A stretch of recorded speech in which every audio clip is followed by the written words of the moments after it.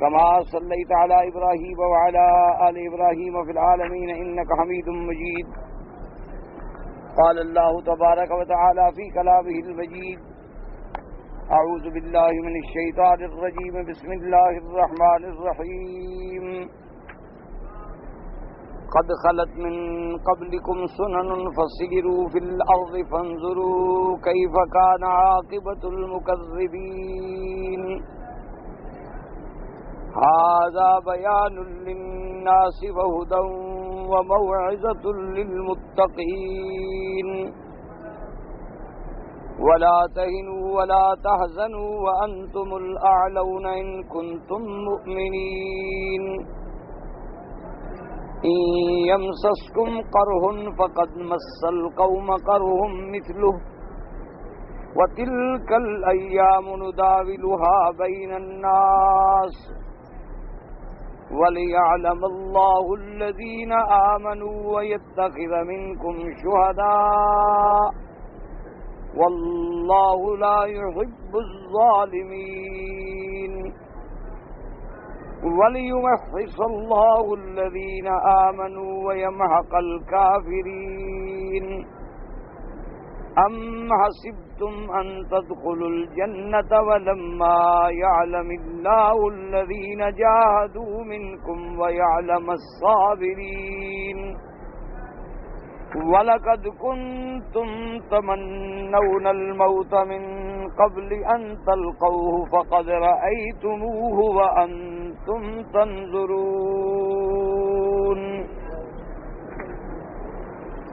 اللہ تبارک و تعالی نے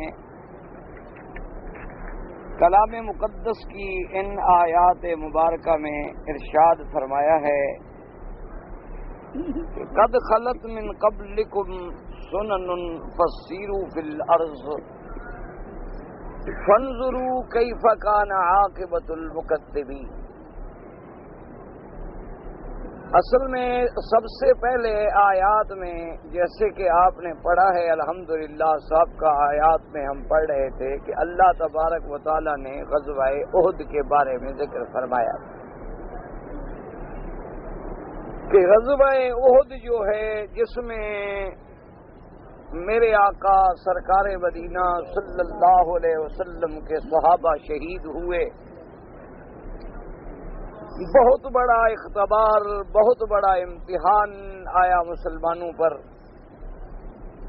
تو اللہ نے اس کا واقعہ ذکر کیا کہ وہ اختبار، امتحان، ابتلا کیوں آیا، اور پھر ساتھ اللہ تبارک و تعالی نے دوسرا واقعہ بیان فرمایا غزوہ بدر کا.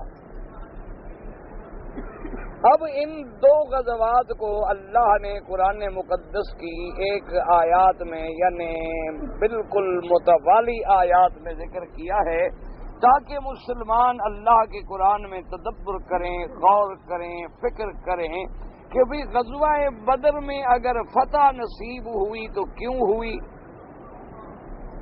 اور غزوہ احد میں اگر شکست ملی تو کیوں ملی. ورنہ اگر حالات دیکھے جائیں تو غزوہ بدر میں بھی اللہ کے نبی سرکار مدینہ صلی اللہ علیہ وسلم خود موجود ہیں. صحابہ کی تعداد انتہائی قلیل ہے، یعنی 313 صحابہ ہیں غزوہ بدر میں، اور اسباب کی قلت جو ہے وہ واضح ہے کہ صرف 2 گھوڑے ہیں، چند اونٹ ہیں، نہ نیزے ہیں، نہ تلواریں ہیں، نہ ڈھالیں ہیں، نہ زریں ہیں، نہ کوئی بختر بند سامان ہے. اور پھر عجیب بات یہ ہے کہ مدینہ منورہ سے بھی دور ہے، اور سب سے جو اہم اس کا وجہ ہے بدر کی کہ وہ جو صحابہ ہیں وہ جنگجو بھی نہیں ہیں، لڑنے کا اتنا تجربہ بھی نہیں رکھتے.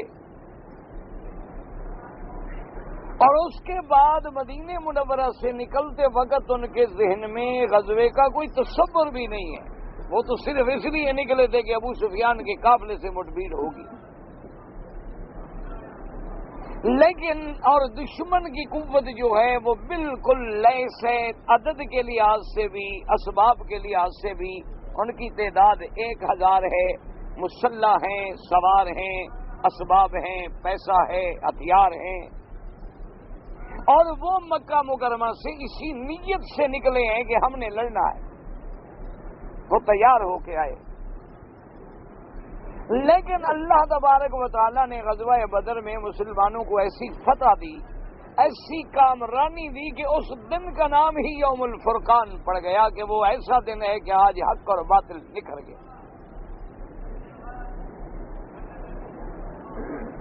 کافروں کے 70 بڑے بڑے اہم آدمی مارے گئے، ان کے آدمی قید ہوئے، انہوں نے فدیہ ادا کیا، معافی لی، جان رہائی حاصل ہوئی، مسلمان کامرانیوں سے لیس ہو کر اور اللہ کی عظیم بشارات سے یعنی مشرف ہونے کے بعد واپس آئے۔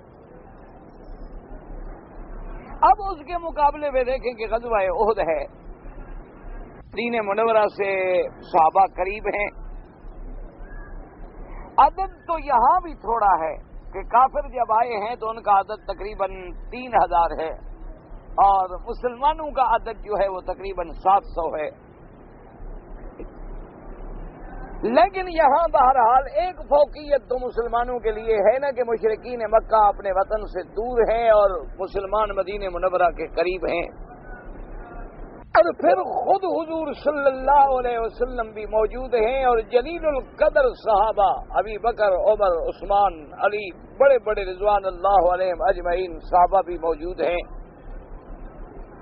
لیکن احد میں شکست ہوئی، اور شکست بھی ایسی ہوئی، اللہ معاف فرمائے کہ 70 صحابہ شہید ہوئے، جن میں حضور صلی اللہ علیہ وسلم کے چچا سیدنا حمزہ رضی اللہ تعالی عنہ سید الشہداء شہید ہوئے،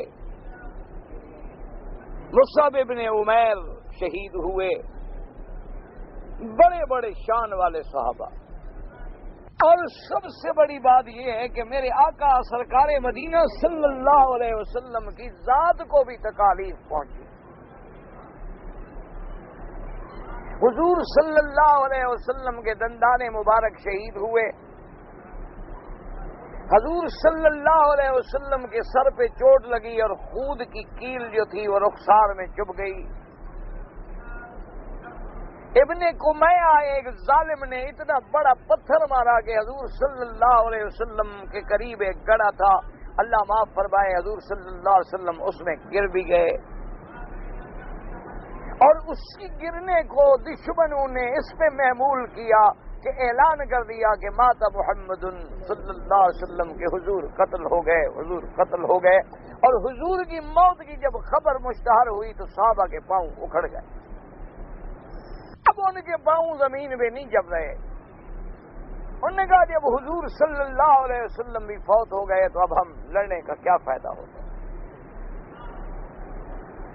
اور بعض منافقین بچے کھچے، اکثر تو عبداللہ ابن ابی کے ساتھ واپس چلے گئے، وہ تو شریک ہی نہیں ہوئے جنگ میں، لیکن کچھ لوگ ایسے تھے جو شریک بھی ہوئے، تو انہوں نے یہ برملا کہنا شروع کر دیا اسی میدان میں کہ جی اب دین محمد چھوڑ دو، اب کیا ضرورت ہے، جب حضور صلی اللہ علیہ وسلم بھی شہید ہو گئے اور حضور صلی اللہ علیہ وسلم بھی چلے گئے تو اب ان کے دین پہ رہنے کی کیا ضرورت ہے، واپس اپنے باپ دیتے کے دین کی طرف لوٹ آؤ۔ اسی واقعے کے مطابق صحیح حدیثوں میں آتا ہے کہ نضر ابن انس جو ہیں یہ چچا ہیں حضرت انس کے، جب ان کے سامنے یہ بات آئی تو انہوں نے کہا کہ لوگوں کیا باتیں کر رہے ہو، اگر حضور صلی اللہ علیہ وسلم شہید ہو گئے تو رب محمد تو زندہ ہے نا، محمد مصطفیٰ کا خدا تو حی و قیوم ہے، تو اس کا کیا مطلب ہے کہ ہم دین سے ہٹ جائیں؟ اور اسی اسنا میں پھر میرے آقا سرکار مدینہ صلی اللہ علیہ وسلم اس جس جگہ آپ گرے وہاں سے کھڑے ہوئے، خون بہ رہا ہے، لیکن حضور نے بلند آواز سے صحابہ کو پکارا، الیہ عباد اللہ کے بندو میری طرف آؤ، انی رسول اللہ، الحمدللہ میں تو زندہ موجود۔ تو بہرحال لیکن صحابہ واپس آ گئے، جم گئے، لیکن جو شکست ہونی تھی مقدر میں تھی وہ تو ہو گئی، کیونکہ جنگیں تو ایسی ہوتی ہیں نا کہ بس مورال ٹوٹ گیا تو ٹوٹ گیا۔ اب ان دونوں واقعات کو اللہ تبارک و تعالیٰ نے آمنے سامنے رکھا، اور ہم دونوں کے لیے اس میں ایک درس رکھا گیا کہ بھی آپ غور کریں کہ آخر جہاں سب سے پہلے اس کے مخاطب جو ہیں وہ تو صحابہ ہیں رضوان اللہ علیہم اجمعین، لیکن اس کے بعد قرآن کے احکام جو ہیں وہ تو قیامت تک کے لیے ہیں کہ سب مسلمان غور کریں کہ اگر بدر میں فتح ہوتی ہے تو کیوں ہوتی ہے، اور احد میں شکست ہوتی ہے تو کیوں ہوتی ہے، تاکہ اگر ان احوال کو آدمی اگر غور کر لے اور فکر کر لے، اور جو بلند قومیں ہوتی ہیں وہ اپنی فتح پہ بھی غور کرتی ہیں، اپنی شکست پہ بھی غور کرتی ہیں، اور ایسی ہی قومیں کامیاب ہوتی ہیں جو قومیں فتح کے نشے میں آ کر، فتح کے نشے میں چور ہو کر یہ بات بھول جائیں کہ بھی ہمیں فتح ہوئی ہے تو کیوں ہوئی ہے، اور اگر شکست آئے تو غم زدہ ہو کے بھول جائیں، وہ پھر ہمیشہ قومیں دب جاتی ہیں، مٹ جاتی ہیں، ان کا کوئی مقام دنیا میں باقی نہیں رہتا۔ اللہ تبارک و تعالیٰ نے دو باتیں ہمارے سامنے رکھی۔ ایک بات تو آپ دماغ میں یہ بھی رکھ لیں کہ اللہ تبارک و تعالیٰ اگر چاہیں تو بغیر کسی قتال کے، بغیر کسی لڑائی کے ساری دنیا کو بھی مسلمان فرما دیں، وہ اس بات پہ قادر ہیں۔ یعنی تمام جو اللہ کی مخلوق ہے اللہ سب کو اسلام نصیب کر دیں، وما ذالک علی اللہ بعزیز، اللہ پہ یہ بات کوئی مشکل نہیں ہے۔ اللہ تبارک و تعالیٰ اس دنیا میں خیر ہی خیر پیدا فرما دے کہ کوئی برائی کا وجود ہی نہ رہے، وہ قادر ہے۔ لیکن اللہ کا ایک نظام ہے اس عالم میں کہ اس میں خیر بھی ہے اور شر بھی ہے، اس میں نور بھی ہے اور ظلمت بھی ہے، حق بھی ہے اور باطل بھی ہے، صدق بھی ہے اور کذب بھی ہے، اور اللہ نے اپنے بندوں کو قوا دیے ہیں، حواس خمس دیے ہیں، اور پھر اس آزمائش گاہ میں اتارا ہے کہ اب تم اپنے اختیار سے کیا اختیار کرتے ہو، حق کی طرف جاتے ہو یا باطل کی طرف جاتے ہو، اور اسی پر سزا اور جزا مرتب ہوگی۔ یہ بات یاد رکھ لیں کہ سزا اور جزا جو ہمیں ملے گی تو ہم جو گناہ کرتے ہیں تو اپنے اختیار سے کرتے ہیں، یہ نہیں کہ اللہ ہمیں مجبور کر کے کراتے ہیں۔ یہ بڑی بنیادی غلطی ہوتی ہے لوگوں کی کہ جی تقدیر میں لکھا ہوا تھا۔ ابھی تقدیر کا معنی یہ ہے کہ اللہ کے علم میں تھا کہ ہم یہ کریں گے، کیا ہم نے اپنے اختیار سے ہے۔ اگر ہم اپنے اختیار سے نہ کریں تو پھر سزا کیسی اور جزا کیسی اور جنت کیسی اور جہنم کیسی۔ اور سارے قرآن میں پھر نعم اجر العاملین عملوا الصالحات من عمل صالحا فلنفسہ، پھر اس کی تو کوئی بات ہی نہ ہوئی، تو اگر نیکی کی تو اللہ نے لکھا ہم نے ڈنڈے سے کی، اور برائی کی تو وہ بھی تقدیر میں لکھی تھی ہم نے ڈنڈے سے کی، تو پھر عمل کا کیا مطلب اور برائی کا کیا مطلب؟ یہ غلط فہمی ہے لوگوں، کہتے جی تقدیر میں جو لکھا تھا بس میں نے چور بننا تھا، آپ نے مولوی بننا تھا۔ یہ بات نہیں ہے۔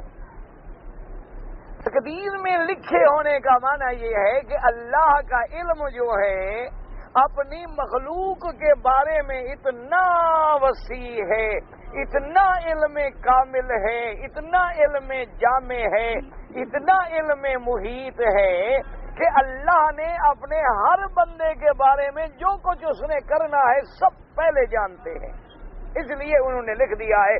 اب جب وہ بندہ وہی کام کرتا ہے اور فرشتے دیکھتے ہیں تو وہ کہتے ہیں انک انت العلیم الحکیم، واقعی مولا تو علم والا ہے اور تو حکمت والا ہے، واقعی بندہ وہی کر رہا ہے جو تو نے لکھا تھا۔ یہ معنی نہیں ہوتا اس کا کہ ہمیں زبردستی کرایا جاتا ہے۔ یہ لوگوں کا ایک بہت بڑا غلط فہمی ہے ان کے دماغوں میں، اللہ تبارک و تعالیٰ معاف فرما دے۔ اگر زبردستی ہم سے ہر چیز کرائی جاتی ہے تو پھر انبیاء بھیجنے کی ضرورت ہی نہیں، پھر کتابیں اتارنے کی ضرورت ہی نہیں۔ اللہ تو اکراہ والا ایمان قبول ہی نہیں فرماتے، اسی لیے اللہ نے یہ فیصلہ نہیں کیا کہ مسلمانوں کو ہمیشہ فتح ہوگی۔ کیوں؟ اگر مسلمان ہمیشہ فتح ہوتی جائے، غالب ہوتے جائیں غالب ہوتے جائیں تو پھر دین تو جبر سے پھیل گیا، مغلوب کیا کرے گا؟ مغلوب کو تو ماننا پڑے گا۔ بھئی اگر ہم ہر جنگ جیت جائیں، ہر لڑائی ہم جیت جائیں، تو پھر جو مغلوب قومیں ہیں جو ہار جاتی ہیں پھر ان کو تو ہماری بات ماننی پڑے گی نا. تو پھر انہوں نے تو جبرن مانی، خوشی سے تو نہ مانی انہوں نے، اور اللہ کو تو جبر والا دین قبول نہیں. اس لیے اللہ کا ایک نظام ہے کہ جنگوں میں کبھی فتح بھی ہوگی کبھی شکست بھی ہوگی، تاکہ حق و باطل کو آزمایا جائے، تاکہ مومن اور منافق کو نکھارا جائے، تاکہ اپنے اور پرائے کا پتہ چلے. اب آپ دیکھیں، اگر آپ کو اللہ نے عزت دی ہے، دولت دی ہے، پیسہ دیا ہے، آرام دیا ہے، سب آپ کی تعریف کرتے ہیں، آپ کے دوست ہیں، سب آپ کا احترام کرتے ہیں، لیکن آپ پر بھی اپنے دوست کب کھلیں گے؟ خدا نہ کرے جب مصیبت آئے. جب مصیبت آئے، پریشانی آئے، کوئی ابتلا آ جائے، امتحان آ جائے، پھر پتہ چلتا ہے کہ کون دوست ہے اور کون دشمن ہے. ورنہ عزت کے وقت تو ہر آدمی دوست ہے، غلبے کے وقت میں تو ہر آدمی دوست ہے، دولت کے وقت میں تو ہر آدمی دوست ہے. اصل تو اس وقت آدمی آزمایا جاتا ہے کہ آج آپ امیر ہیں، الحمدللہ آپ یہاں رہتے ہیں، کماتے ہیں، پیسہ ہے. آپ اپنے ملک میں جائیں، کسی سے 1000 مانگیں وہ 2000 دے گا، اور جی کوئی بات نہیں، آپ کتنا چاہیے حضرت، آپ ہمیں فون کر دیتے، آئے کیوں ہیں آپ. اسی آدمی کو جب یہ پتہ چل جائے کہ آپ غریب ہو گئے ہیں، نوکری چھوٹ گئی ہے، آپ اپنے ملک میں واپس تشریف لے آئے ہیں، اصل مقام پہ آپ پہنچ گئے ہیں جو آپ کا اپنا اصلی مقام تھا، پھر جا کے اس سے 100 روپیہ بھی مانگو تو کہے گا کہ جی بڑا افسوس ہے، آپ دیر سے آئے ہیں، صبح تو میرے پاس تھے لیکن ابھی ایک دوست لے کے چلا گیا، اب تو میں مجبور ہوں. وہ تمہیں 100 بھی نہیں دے گا، تجربہ کر لو.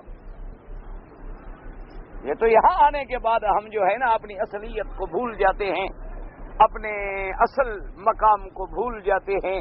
ہم سمجھتے ہیں کہ ہم بڑے لوگ ہیں، کیوں؟ اب پیسہ ہے، دولت ہے، ایئر کنڈیشن ہے، ہالینڈ کی مرغیاں کھاتے ہیں، پولینڈ کے انڈے کھاتے ہیں، دوسرے ملکوں کے کپڑے پہنتے ہیں، بریف کیس ہاتھ میں ہوتے ہیں چاہے کھولنا بھی نہ آتا ہو.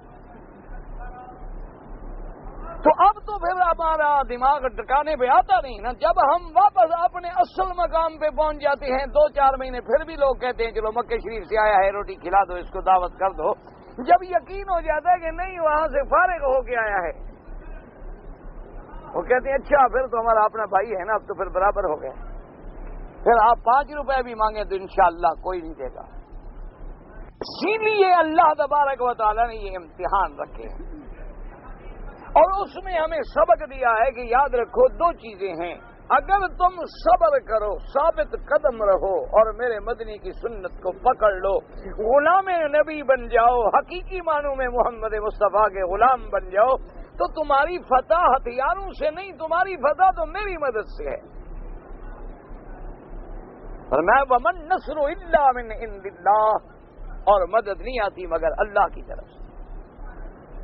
دیکھو بدر میں بھی تو تم بے سر و سامان تھے، لیکن تم نے حضور صلی اللہ علیہ وسلم کے حکم پہ اپنی جانیں نثار کر دی کہ حضور صلی اللہ علیہ وسلم نے تمہیں بلایا بھی نہیں، اور تم خود جا کے کہتے رہے کہ یا رسول اللہ لسنا صحاب موسیٰ، ہم موسیٰ علیہ السلام کے ساتھی تو نہیں ہیں کہ آپ کو بدر میں اکیلا چھوڑ دیں گے. نانو اصحاب محمد، ہم تو محمد مدنی کے غلام ہیں، ہم تو آپ کے سامنے مارے جائیں گے، آپ کے آگے دائیں بائیں کٹیں گے، ہماری لاشوں پر گزر کر تو دشمن آ سکتا ہے ورنہ آپ کی طرف کوئی آنکھ بھی نہیں اٹھا سکتا. تم حضور کے دامن کو پکڑے رہے، صبر پہ رہے، جمے رہے، تو ہم نے بھی فرشتے اتار دیے. اور احد میں تمہیں شکست کیوں ہوئی کہ تم نے حضور کے حکم کی 100% تعمیر نہیں کی. حضور صلی اللہ علیہ وسلم کا منشا تھا کہ ہم مدینہ شہر کے اندر رہیں اور دشمن سے لڑیں، لیکن تم لوگوں نے کہا نہیں جی نہیں، ہم باہر لڑیں گے، ہم باہر لڑیں گے. کیا کہیں گے کافر کہ ہم کمزور ہیں، وہ مکے سے چل کے لڑنے آ گئے ہیں اور ہم یہاں سے 2 میل پر بھی نہ جائیں جب احد پر. تو جب حضور فرما رہے تھے کہ مدینے میں لڑیں تو بات ختم ہو گئی. اس کے بعد تمہیں جذبہ دکھانے کی کیا ضرورت تھی؟ تمہیں اپنی جوانی کی قوت کے اظہار کرنے کی کیا ضرورت تھی؟ اور دوسرا حضور نے عبداللہ ابن جبیر کی معرفت 50 آدمیوں کو حکم دیا کہ اس دروازے پہ کھڑے رہو، پہاڑوں کے درمیان میں جو درہ ہے، تیر اندازوں کو حکم دیا کہ تم یہاں کھڑے رہو، اور حضور صلی اللہ علیہ وسلم نے اتنی سخت تاکید کی، فرمایا کہ سن لو، اگر ہم جیت جائیں احد کی جنگ، دشمن ہار جائے، تب بھی تم نے یہاں سے نہیں ہٹنا جب تک میں نہ بلاؤں، تم نے یہی رہنا ہے۔ اور اگر خدا نہ کرے ہم جنگ ہار جائیں، اور خدا نہ کرے جنگل کے جانور آ کر ہماری بوٹیاں نوچ رہے ہوں، تب بھی تم لوگوں نے یہ درہ نہیں چھوڑنا، تم نے یہی رہنا ہے، اس جگہ کو نہیں چھوڑنا۔ لیکن جب جنگ احد شروع ہوئی تو اللہ کی شان ہے کہ مسلمان ایسی بے جگری سے لڑے کہ کافر تتر پتر ہو گئے، شکست ہو گئی، کافر بھاگ گئے۔ اب کافر جو بھاگے تو سامان پھینکا، تو قدرتی بات ہے، تو فطرت انسانی ہے کہ پھر ہر آدمی مال غنیمت اٹھاتا ہے کہ دشمن تو بھاگ رہا ہے۔ تو وہ 50 آدمیوں کا جو دستہ وہاں کھڑا تھا، انہوں نے کہا کہ بھئی اب تو کافر بھاگ گئے، جنگ ہم نے جیت لی۔ حضور صلی اللہ علیہ وسلم کا منشا مبارک یہ تھا کہ بھی یہاں سے دشمن حملہ نہ کرے، دشمن تو بھاگ گیا، اب کیا حملہ کرے گا، چلو ہم بھی جائیں۔ عبداللہ ابن جبیر نے روکا، 50 آدمیوں میں 11 آدمی تو رک گئے، انہوں نے کہا کہ بھی ہم تو یہاں ٹھہرتے ہیں، ہم نہیں جاتے، جو حضور صلی اللہ علیہ وسلم کا حکم ہے وہ پورا ہونا چاہیے۔ اور باقیوں نے کہا اللہ کے بندے، حکم تو ہم بھی مان رہے ہیں، ہم بھی کوئی انکار نہیں کر رہے، لیکن مقصد اس وقت یہ تھا کہ کوئی دشمن ہم پر حملہ نہ کرے، دشمن تو بھاگ گیا ہے، سواریاں دیکھو وہ بھاگ کے جا رہے ہیں، وہ باقی ہٹ گئے۔ خالد ابن الولید ابھی اسلام نہیں لائے تھے، وہ کافروں کی فوج کو کمانڈ کر رہے تھے، انہوں نے جب درے پہ دور سے نظر ڈالی تو انہوں نے الٹا پہاڑ کے پیچھے سے آ کے حملہ کیا، اور بھاگنے والے کافروں نے دیکھا کہ بھی ادھر سے تو ہماری فوج آ گئی، وہ واپس آئے، مسلمان درمیان میں گر گئے۔ ادھر سے خالد اپنی فوجیں لے کے آ گیا، ادھر وہ بھاگنے والے لوٹ آئے، تو مسلمانوں کو شکست ہو گئی۔ تو ہمیں پتہ کیا چلا کہ اگر ہم حضور کی، اللہ کے فرمان کی، نبی کے فرمان کی کوتاہی کریں گے تو ہم کبھی جنگ نہیں جیت سکتے، چاہے ہمارے پاس کتنی قوت ہو، کتنی طاقت ہو، اور کتنی ہمارے پاس جدید ایڈیے ہوں، ہتھیار ہوں۔ اور اگر ہم اطاعت اللہ کی اور اللہ کے رسول کی کریں گے تو پھر کوئی دنیا کی طاقت ہمیں شکست نہیں دے سکتی۔ تو یہ 2 سبق ہمیں دیے گئے کہ اس سے ہم سبق حاصل کریں۔ اور دوسری بات کا یہ سبق دیا گیا جنگ احد میں کہ ساری دنیا کے سامنے یہ واضح ہو جائے کہ مومن کون ہے اور منافق کون ہے۔ عبداللہ ابن ابی کی پارٹی علیحدہ ہو گئی، اور مخلصین صحابہ جو ہیں وہ حضور کے ساتھ رہے۔ اور تیسری بات یہ بھی سبق دیا گیا کہ جنگ جو ہے یہ ایک ڈول ہے، کبھی دشمن بھی جیت سکتا ہے، کبھی تم بھی جیت سکتے ہو، یہ فتح شکست ہوتی رہتی ہے، اس پہ کبھی آدمی کو ناکام نہیں ہونا چاہیے، نہ ڈرنا چاہیے، بلکہ اپنی کمزوریوں کو تلاش کر کے ان کمزوریوں کو رفع کرنا چاہیے۔ اور چوتھا ہمیں سبق یہ ملا کہ اللہ کے نبی جتنے گزرے ہیں 1,24,000 یا کم یا زیادہ، وہ تمام انبیاء جو ہیں اولاد آدم ہیں، تمام انبیاء جو ہیں بشر ہیں، سید البشر ہیں، جن سے انسان سے ہیں۔ جیسے انسانوں کو تکلیفیں آتی ہیں اسی طرح اللہ کے نبیوں کو بھی تکلیفیں آتی ہیں۔ جس طرح انسان زخمی ہو سکتا ہے، اللہ کا نبی بھی زخمی ہو سکتا ہے۔ اور اسی سے یہ واضح ہوا کہ ایک ذات ہے جس پہ فنا نہیں ہے، ایک ذات ہے جو حی و قیوم ہے، ایک ذات ہے جو قائم و دائم ہے، باقی ہر چیز قابل فنا اور قابل ہلاک ہے، صرف اللہ کی ذات ہے جس پہ کبھی فنا اور موت نہیں آئے گی۔ لہذا مسلمانوں کے عقیدے بھی ٹھیک ہو جائیں۔ ہم نے اللہ کے نبی کا کلمہ پڑھا ہے، اللہ کے نبی رسول بھی ہیں، نبی بھی ہیں، امام الانبیاء بھی ہیں، لیکن ابن آدم بھی ہیں، ان پہ بھی موت آنی ہے۔ اگر نبی پہ موت آ جائے تو کیا تم دین چھوڑ کے بھاگ جاؤ گے؟ تم اپنے اللہ کے دین کو بھی چھوڑ دو گے۔ تو اس میں یہ بھی ہمارے لیے سبق اور ہدایات تھی جو جنگ احد میں ہمیں ملی۔ اور اسی طرح یہ بھی ہمیں سبق ملا ہے کہ اتنے بڑے مشکل امتحان میں کہ جب حضور کے صحابہ سامنے تڑپ رہے ہوں، اتنے بڑے مشکل امتحان میں کہ حضور اپنا خون مبارک اپنے ہاتھوں پہ روک رہے ہوں، اتنے بڑے امتحان میں کہ حضور کے رخسار مبارک سے خون کی ندیاں بہ رہی ہے اور خون رکنے میں نہیں آتا۔ اسی لیے بعض روایات میں آتا ہے کہ سیدہ فاطمہ الزہرا رضی اللہ تعالی عنہا بی بی صاحبہ میدان جنگ میں پہنچی اور انہوں نے یہ جو ہم پرچے بناتے ہیں، حصیر عربی میں جسے کہتے ہیں، جسے آپ پھوڑی کہتے ہیں، پرچا کہتے ہیں، یہ نیچے بچھانے کے لیے، انہوں نے اس کو جلایا اور اس کی راکھ کو لے کر حضور صلی اللہ علیہ وسلم کے اس جگہ پہ، زخموں کی جگہ پہ رکھا تاکہ خون رک جائے، پھر جا کے خون جو ہے وہ بند ہوا۔ اتنا بڑا امتحان آیا تو لیکن اس وقت یہ دیکھیں کہ ابو سفیان نے، جو اس وقت کافر تھے، ابھی اسلام نہیں لے آئے تھے، انہوں نے جب اپنے بتوں کا نعرہ بلند کیا تو اللہ کے نبی نے جو نعرہ دیا تو وہ کیا تھا؟ اللہ مولانا ولا مولا لکم۔ ہمیں سبق ملا کہ اگر مشکل کے وقت میں یا رسول اللہ کا نعرہ ہوتا تو آج سے بڑا مشکل دن اور کون سا تھا؟ اگر مشکل کے وقت میں یا علی کا نعرہ جائز ہوتا تو آج سے احد سے مشکل دن کون سا تھا؟ اور علی موجود بھی تھے، جلدی سن بھی لیتے، جلدی پہنچ بھی لیتے۔ اب تو چلو کربلا سے آتے ہوئے انہیں دیر لگے گی، وہاں تو اسی میدان میں زندہ موجود تھے۔ کسی صحابی کا نعرہ، کسی پیغمبر کا نعرہ، کسی نبی کا نہیں، حضور نے فرمایا ایک ہی نعرہ ہے کہ اللہ مولانا ولا مولا لکم، اللہ اعز و اجل۔ دشمنوں نے 10 نعرے لگائے، اس نے کہا کہ اعلو حبل، حضور نے فرمایا کہو اللہ اعز و اجل۔ انہوں نے کہا العزا لنا ولا عزا لکم، حضور نے فرمایا کہہ دو اللہ مولانا ولا مولا لکم۔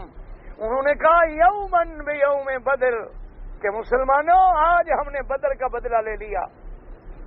حضور نے فرمایا لسنا سوا، خبردار ہم برابر نہیں، قتلانا فی الجنت و قتلاکم فی النار، ہمارے شہید ہونے والے جنت میں ہیں، تمہارے مرنے والے جہنم میں ہیں، برابر ہم کیسے ہیں؟ ہمارا تو 70 جنت میں جائے گا اور تمہارا 70 جہنم میں جائے گا، ہم کیسے برابر ہو سکتے ہیں؟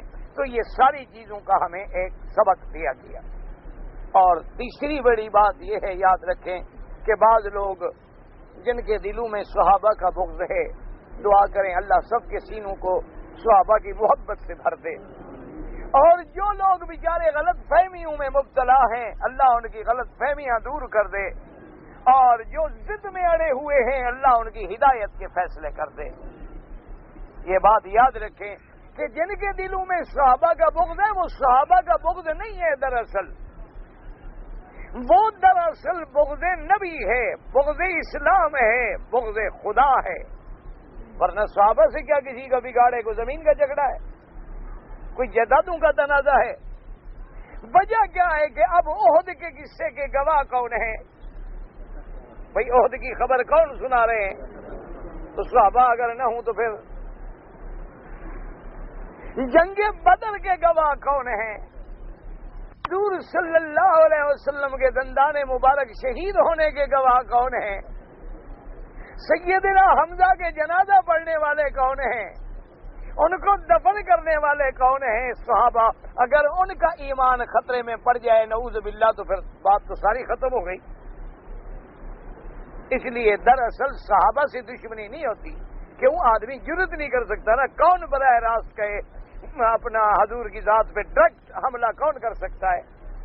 تو یہ انڈائریکٹ حملہ ہوتا ہے کہ جب صحابہ مشکوک ہو جائیں گے تو نبوت خود بخود ختم ہو گئی، نبی کے گواہ ہی نہ رہے تو مدعی کا مقدمہ تو ختم ہو گیا۔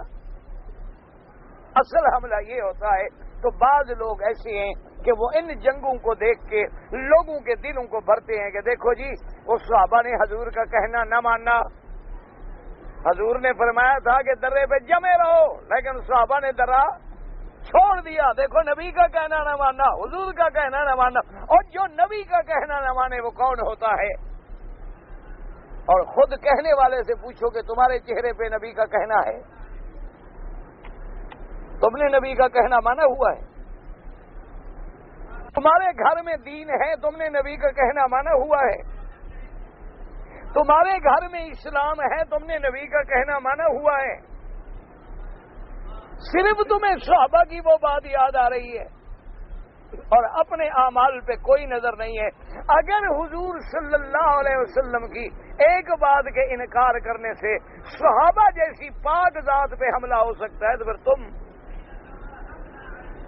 تم تو نبی کے ایک ایک فرمان کے مخالف ہو. تم تو نبی کی شکل پسند نہیں کرتے, تم تو حضور کا چہرہ مبارک پسند نہیں کرتے, تم تو حضور کی داڑھی کی سنت کی مذاقیں اڑاتے ہو, تم تو حضور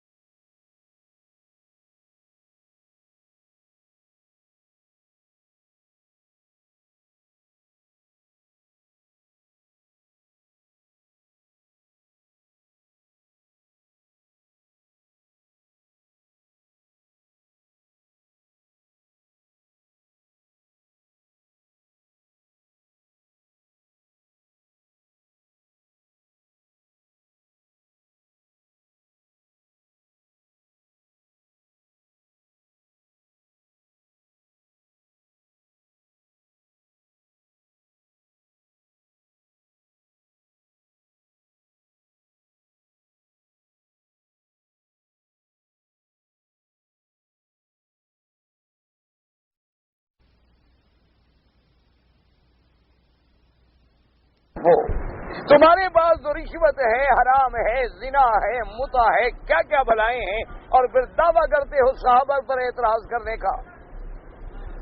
ایک بات یاد رکھیں, اللہ نے قرآن میں یہ باتیں کھول دی کہ وجہ کیا ہے کہ سمجھ لو جنگ ہوتی ہے, موافق ہوتا ہے, مخالف ہوتا ہے, مخلص ہوتا ہے, منافق ہوتا ہے. جو صحیح معنی میں منافق تھے اللہ نے ان کو علیحدہ کر دیا. باقی ہے غلطی کا ہو جانا, اس کو کہتے ہیں خطا اجتہادی. خطا اجتہادی یاد رکھو کیا مانا کہ آدمی نے اپنی طرف سے تو نیک نیتی سے ایک فیصلہ کیا ہے, اس کی نیت میں کوئی فطور نہیں تھا. اس کی ایک چھوٹی سی مثال دے دوں. مثلاً ہم رات کو اندھیری رات ہے, سفر کر رہے ہیں, صحرا کے اندر نماز پڑھنی ہے, ہمیں پتہ نہیں لگ رہا کہ کعبہ شریف کدھر ہے. اب شریعت ہمیں کیا کہتی ہے کہ ہم خود کوشش کریں, خود اندازہ لگائیں کہ ہم کہاں سے آئے, کہاں جا رہے ہیں, مشرق کس طرف ہے, مغرب کس طرف ہے, شمال کس طرف ہے, جنوب کس طرف ہے. ہم اپنی طرف سے زور لگائیں, کوشش کریں, تلاش کریں. فیصلہ کیا بھی کعبہ ادھر ہے, ہم نے نماز پڑھ لی, جب اندھیرا ہٹا دیکھا کعبہ تو ادھر ہے. اللہ فرماتا ہے کوئی بات نہیں, پھر نماز نہ پڑھو, وہی نماز میں قبول کر دوں.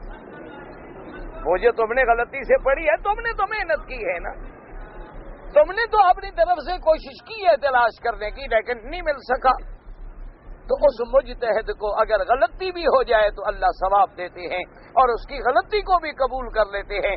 اور اگر اس نے کوشش کی اور صحیح راستے پہ پہنچ گیا تو اس کو اللہ دوہرا ثواب دیتے ہیں, ایک محنت کرنے کا, ایک حق پہ پہنچنے کا. صحابہ سے اجتہادی خطا ہوئی, ان نے سمجھا کہ فتح ہو گئی ہے, اب کھڑے رہنے کا کیا فائدہ ہے, ورنہ وہ نبی کی مخالفت میں نہیں نکلے. نہ ان کا مقصد جو تھا نعوذ باللہ ثم نعوذ باللہ حضور کی نافرمانی تھی. اچھا, اور دوسری بات یہ ہے کہ ان سب باتوں کے علاوہ جب اللہ قرآن میں یہ کہہ دے کہ وَلَقَدْ عَفَا عَنْهُمْ, کہ میرا مدنی میں نے تیرے صحابہ سے کوئی غلطی ہو بھی گئی تو میں نے معاف کر دیا. جن کو اللہ معاف کر دے اور تم معاف نہ کرو تو پھر تم مسلمان ہو. خدا تو کہہ دے کہ میں نے ان کو معاف کر دیا, یہ کہتے ہیں نہیں ہم نے معاف نہیں کیا. تو اب قرآن کی جو آیت کو نہ مانے وہ پھر مسلمان رہتا ہے. آپ خود فیصلہ کر لیں, ہم نہیں کہتے کہ وہ کیا ہے, آپ خود فیصلہ کریں. قرآن کہتا ہے میں نے ان کو وَلَقَدْ عَفَا اللَّهُ عَنْهُمْ, ہم نے ان کی غلطی کو معاف کر دیا. آگے کہہ دیا رضی اللہ عنہم, میں ان سے راضی ہو گیا. اب یہ کہیں کہ نہیں جناب اللہ نے تو معاف کر دیا لیکن ہم نے عہد والی غلطی معاف نہیں کی ابھی تک. اللہ ان سے چاہے راضی ہو جائے, ہم ان سے راضی نہیں ہوئے, تو پھر قرآن کی ایک آیت کا انکار کرو یا سارے قرآن کا انکار کرو, آدمی مسلمان نہیں رہ سکتا.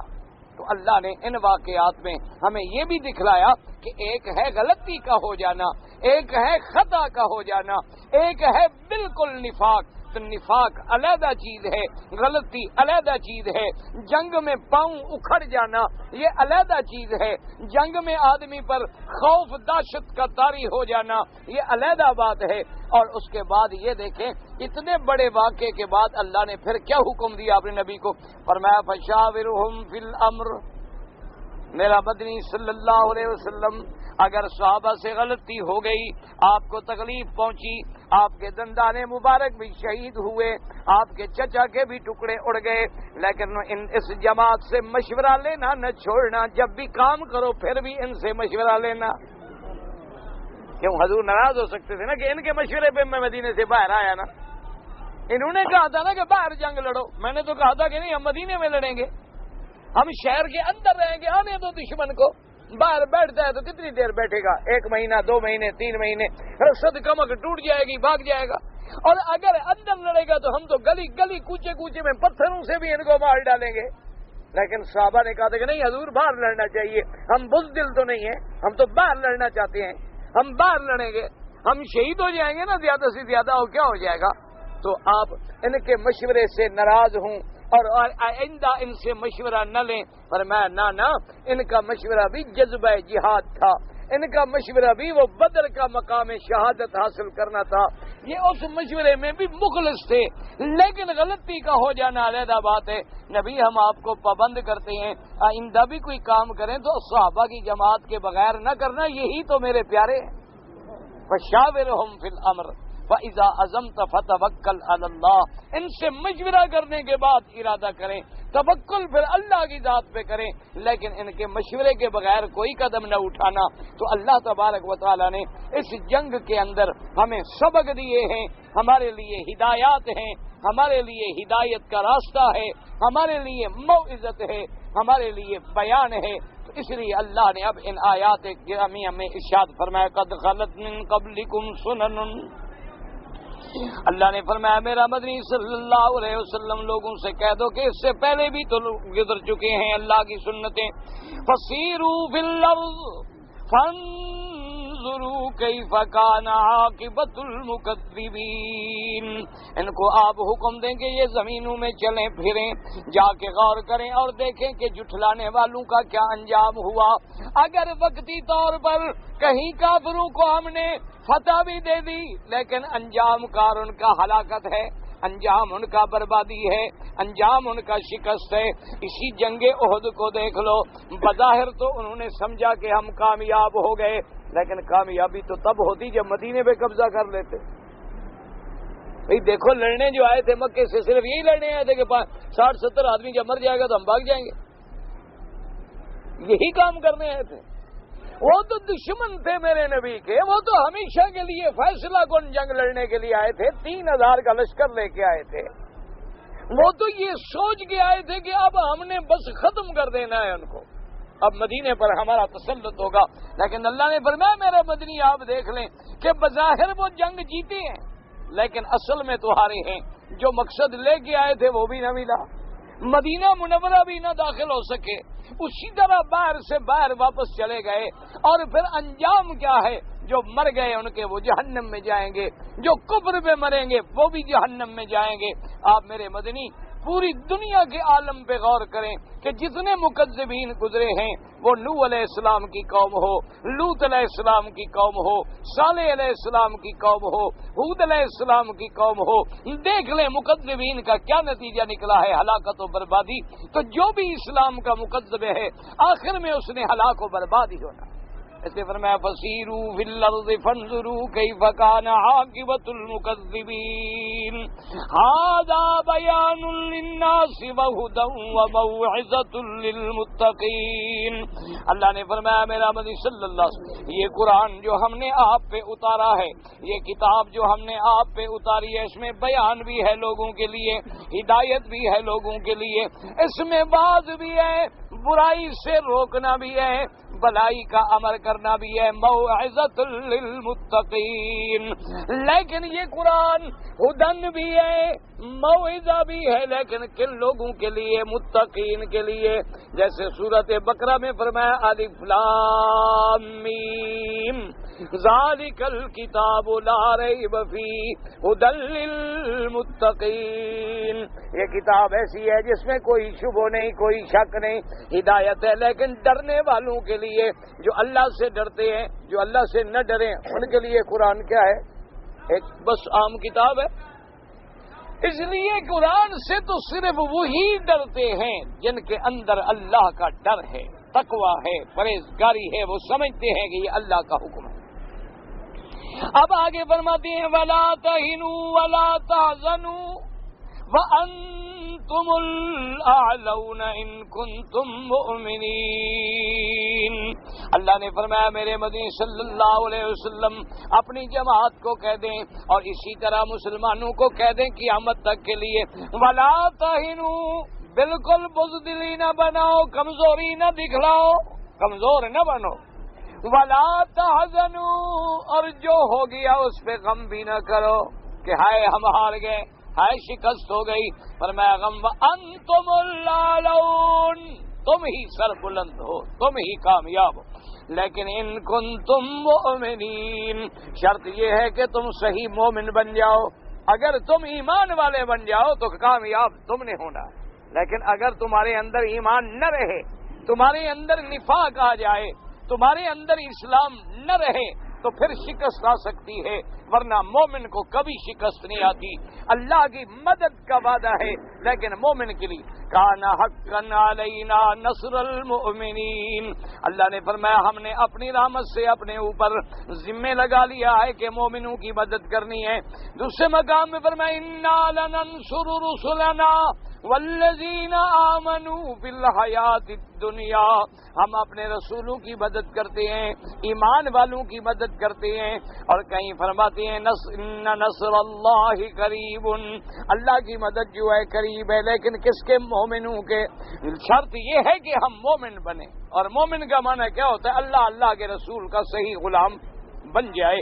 آج یہی وجہ ہے کہ ہم ہر جگہ ذلیل ہیں، کہ ہمارے اندر نام باقی رہ گیا ہے، ہمارے اندر مسلمان کہلانے کا ایک من حیث القوم ایک ٹائٹل بن گیا ہے کہ کوئی ہندو کہلاتا ہے ہم مسلمان کہلاتے ہیں بس، ورنہ یہ نہیں کہ ہمارے اندر وہ ایمان کے علامات پائی جائیں، علامات پائی جائیں، ایمان کی صفتیں پائی جائیں۔ آج بھی اگر پوری دنیا میں مسلمان اللہ کے راستے کی طرف لوٹ آئیں، حضور کی غلامی اختیار کر لیں، حضور محمد مدنی کے غلام بن جائیں، دنیا کی کوئی طاقت شکست نہیں دے سکتی ہے۔ آج بھی اگر اسلامی ملک، یاد رکھیں ہم تو مولوی لوگ ہیں اور پرانی کتابیں آپ کے نزدیک پڑے ہوئے لوگ ہوتے ہیں، ہم جدید علم سے تو نہ بلد لوگ ہیں، لیکن یقین کریں آج بھی اگر کوئی ملک ان ہمت کر کے یہ فیصلہ کر لے کہ کوئی ٹیکس ہم نہیں لیں گے، سب ٹیکسیں چھوڑ دے، صرف زکوٰۃ اور عشر صحیح طریقے سے لے لے، وہ ملک کبھی بھوکا نہیں ہو سکتا، وہ ملک کبھی غریب نہیں ہو سکتا۔ اس ملک پہ پھر اللہ کی رحمتیں نازل ہونی شروع ہو جاتی ہیں، اور جب ظلم والی چیزیں ختم ہو جائیں گی تو ہر آدمی خوشی سے زکوٰۃ دے گا، لیکن اس کا صحیح مصرف ہو کہ اغنیاء سے لیا جائے اور غریبوں پہ خرچ کیا جائے۔ اور ہم نے تو طریقہ یہ بنا رکھا ہے کہ ٹیکس لیتے غریب سے ہیں اور کھاتے ہمارے غنی ہیں۔ بڑا آدمی تو کبھی ٹیکس دیتا ہی نہیں نا، ٹیکس کون دیتا ہے؟ ملازم بیچارہ تنخواہ سے کٹ گیا، ٹیکس کون دیتا ہے؟ غریب دکاندار بیچارہ آیا، آدمی تڑی دی، اس بیچارے نے کچھ نہ کچھ دے دیا۔ جو بڑے لوگ ہیں وہ تو پیدا ہی مگر مچھ ہیں، کھانے کے لیے پیدا ہوئے ہیں، وہ دینے کے لیے تو پیدا ہوئے نہیں۔ لیکن اسلام کا جو حکم ہے کہ بڑوں سے لیا جائے، چھوٹوں پہ تقسیم کیا جائے، صرف یعنی عشر اور زکوٰۃ۔ آپ اپنے ملک میں کسی حساب دان سے حساب کروا لیں، 12 کروڑ کی آبادی ہے، کتنے آدمی زکوٰۃ والے بنیں گے اور کتنی زکوٰۃ نکلے گی اور سال میں آپ کو کتنی ضرورت ہے؟ آج آپ اسلام کا فیصلہ کر لیں، کسی کی آپ محتاج نہیں ہیں، اللہ تبارک و تعالی آپ کو خود سر بلند کریں۔ آپ اندازہ فرمائیں یہ سب سے بڑا صحرا تو اس ملک میں ہے نا، سب سے بڑا ریتیلے علاقے، کوئی دریا نہیں۔ آپ نے کوئی دریا دیکھا ہے؟ اتنے عرصے سے یہاں رہتے ہیں، آپ نے کبھی کوئی دریا بہتا ہوا دیکھا ہے اس میں؟ یا سمندر کا کڑوا پانی ہے یا ریت ہے، پہاڑ ہیں، ٹیلے ہیں، اور اگر کہیں پانی ہے تو کڑوا ہے، لیکن جب انہوں نے قرآن و سنت کو مان لیا، آج اللہ اتنا ان کو دے رہے ہیں کہ یہ گندم تمہیں دیتے ہیں، اور تم نے خدا کو چھوڑ لیا تو آلو بھی ہندو سے لیتے ہو۔ اس لیے دعا کرو اللہ ہم سب کو پھر اپنے دروازے پہ لوٹنے کی توفیق دے۔ علاج صرف ایک ہے کہ خدا کے دروازے پہ آ جاؤ، بس محمد مصطفیٰ کے دروازے پہ آ جاؤ، مومن بن جاؤ۔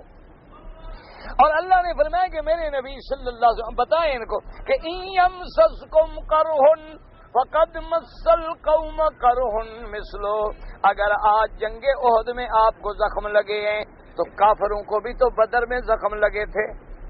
میرا نبی وہ تو کافر ہے، ان کا بھی تو 70 مارا گیا، وہ تو بزدل نہیں بنے، وہ تو پھر لڑنے کے لیے آ گئے، مسلمان ہو گئے، تم بزدل بن رہے ہو، تم کمزور ہو رہے ہو۔ ان کا بھی تو 70 مارا گیا تھا، ان کو بھی تو زخم لگے تھے، وہ بھی تو تڑپے تھے، ان کے بھی تو باپ دادے تھے، ان کی بھی تو اولادیں تھیں، لیکن وہ کافر ہے، وہ بت پرست ہے، وہ حبل کا پجاری ہے، وہ تو لڑنے کے لیے آ جائیں اور مسلمان کمزور ہو جائے، یہ کیا بات ہے؟ اس لیے اللہ نے فرمایا إِن يَمْسَسْكُمْ قَرْحٌ فَقَدْ مَسَّ الْقَوْمَ قَرْحٌ مِثْلُهُ وَتِلْكَ الْأَيَّامُ نُدَاوِلُهَا بَيْنَ النَّاسِ، ہم تو دنوں کو اسی طرح پھراتے ہیں، کبھی ان کی فتح، کبھی ان کی شکست، کبھی دن ہوگا، کبھی رات ہوگی، کبھی صحت ہوگی، کبھی بیماری ہوگی، کبھی خوشی ہوگی، کبھی غمی ہوگی۔ کیوں؟ وَلِيَعْلَمَ اللَّهُ الَّذِينَ آمَنُوا وَيَتَّخِذَ مِنكُمْ شُهَدَاءَ، تاکہ اللہ تبارک و تعالی جان لیں، کیا بنا وہ تو پہلے جانتے ہیں لیکن ظاہر کر دیں کہ سب جان لیں ایمان والے کون ہیں، تاکہ پھر اللہ ان کو مقام شہادت پہ پہنچائیں کہ شہداء علی الناس۔ فرمایا واللہ لا یحب الظالمین، اللہ اپنی جانوں پہ ظلم کرنے والوں کو محبوب نہیں رکھتے۔ اچھا یہ کیوں کہا واللہ لا یحب الظالمین؟ علماء نے فرمایا تھا کہ مسلمان یہ نہ گھبرائیں کہ آج کافروں کو فتح ہو گئی ہے، پتہ نہیں شاید ان کی کوئی بات اللہ کو پسند آ گئی، وہ جی اللہ نے فرمایا نہ وہ تو ظالم ہیں، ہم ظالموں کو نہیں محبوب رکھتے، میرے محبوب تو محمد کے صحابہ ہیں، تم ہار جاؤ تب بھی میرے محبوب ہو، جیت جاؤ تب بھی میرے محبوب ہو۔ ان کو تو وقتی طور پہ اگر فتح ہو گئی ہے تو ہم نے تمہاری آزمائش رکھی ہے صرف۔ وَلِيُمَحِّصَ اللَّهُ الَّذِينَ آمَنُوا، تاکہ نکھار لے اللہ ان میں سے جو ایمان والے ہیں، وَيَمْحَقَ الْكَافِرِينَ، اور اللہ مٹا دے کفر کرنے والوں کو۔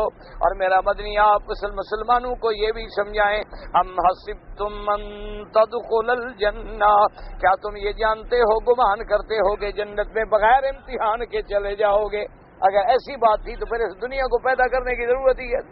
ہم جنت میں تو تھے، آدم علیہ السلام جنت میں تھے، وہی پیدا ہوتے رہتے، کھاتے رہتے، پیتے رہتے، مزے کرتے، پھر دنیا کی کیا؟ اسی لیے تو ہم نے دنیا بنائی کہ تمہارا امتحان کریں۔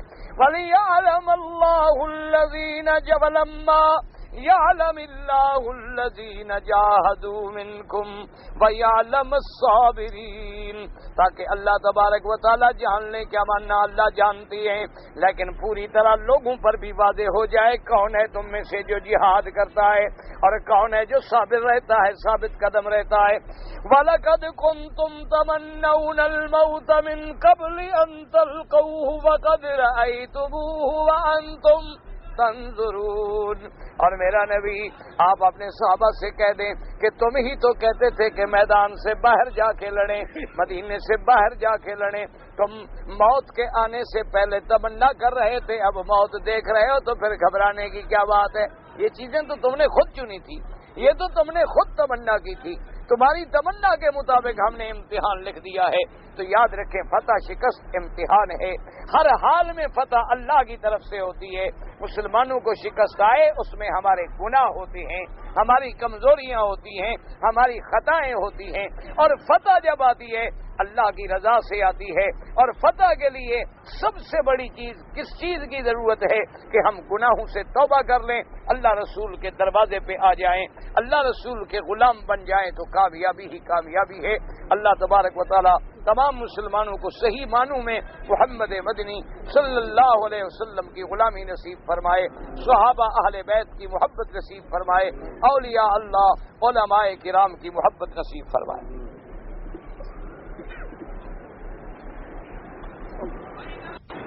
کہتے جی کہ ایک سوال میں آپ نے کہا تھا کہ اہل کتاب جو ہیں ان کی عورتوں سے نکاح ہو سکتا ہے۔ یہ میں نے نہیں کہا تھا میرے بھائی، یہ تو باقاعدہ مسئلہ ہے قرآن و سنت کا، اور جس میں کوئی اختلاف نہیں ہے کہ اگر کوئی مسلمان کسی اہل کتاب عورت سے شادی کرے تو کر سکتا ہے۔ ایک دوسری بات یہ ہے کہ یاد رکھیں جیسے اب ہمارے یہاں مسلمان ہیں وہ بھی تو قبروں پہ سجدے کرتے ہیں، تو پھر قبر سے سجدہ کرنے والا تو مشرک ہو جاتا ہے، تو پھر ہمارے نکاحوں کا کیا ہوگا؟ دیکھو نا، اگر تمہیں ان کے شرک پہ اعتراض ہو رہا ہے جی وہ عیسیٰ علیہ السلام کو خدا کا بیٹا مانتے ہیں، پھر تو اہل کتاب نہ رہے، تو جو خود نبی کو خدا مانتے ہیں یہ کیا رہے؟ جن کا یہ عقیدہ ہے کہ حضور پاک ہی عرش پہ ہیں، حضور ہی مدینے میں ہیں، ہر جگہ حضور ہیں، اوپر بھی نیچے بھی، ان کے بارے میں پھر آپ ان کو مسلمان کیسے کہیں گے؟ آدمی ظاہر کو دیکھتا ہے، باطن کے معاملات اللہ کے سپرد ہوتے ہیں۔ دوسری بات یہ ہے کہ جب کوئی بات تعویل سے آ جاتی ہے نا، تو پھر اس میں جیسے بعض لوگ تعویل کرتے ہیں